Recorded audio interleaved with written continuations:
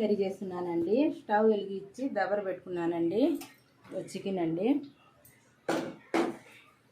నూనె కాగాలండి. ఎర్రగడ్డ పచ్చిమిర్చి వేస్తున్నానండి. దోరగా వేగాలండి. అది ఎర్రగడ్డ దోరగా వేగింది. టమాటా వేస్తున్నానండి. టమాటా ఎర్రగడ్డ బాగా దోరగా వేగాలంటే ఉప్పు కూడా వేస్తున్నానండి. కళ్ళు ఉప్పు వేస్తున్నాను. మాగిందండి. టమాటా ఎర్రగడ్డ మాగిందండి. చికెన్ వేస్తున్నానండి.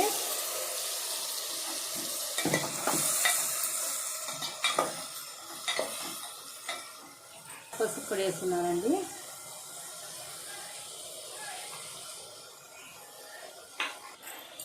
పుదీనా కొత్తిమీర వేస్తున్నానండి. చికెన్లో 1 స్పూన్ కారం వేస్తున్నానండి.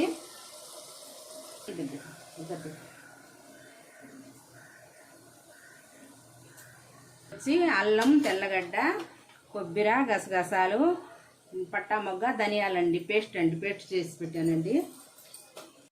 పేస్ట్ వేసానండి. కొంచెం వాటర్ వేస్తున్నానండి. బాగా ఉడకాలండి. ఒక 15 నిమిషాలు బాగా ఉడకాలండి. సన్నటి మంట మీద బాగా ఉడకాలండి. కొంచెం ధనియాల పొడి అండి.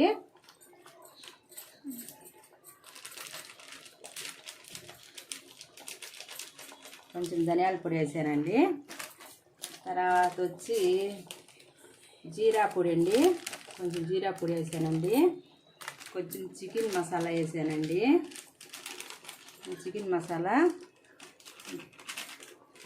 అండి. మసాలా వేసానండి. గరం మసాలా, చికెన్ మసాలా, ధనియాల పొడి అన్నీ వేసానండి. ఈరోజు టేస్ట్ చూద్దామని మసాలా కూడా వేసిన్నానండి. అయిపోయిందండి. భలే గుమ వాసన వస్తుందండి చికెన్ కర్రీ. ఇదండి.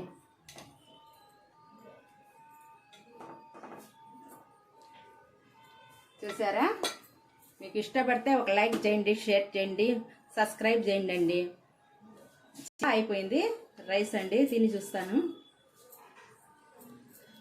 భలే కాలుతుందండి. అబ్బా సూపర్గా ఉందండి. మీకు ఇష్టపడితే ఒక లైక్ చేయండి, షేర్ చేయండి, సబ్స్క్రైబ్ చేయండి అండి.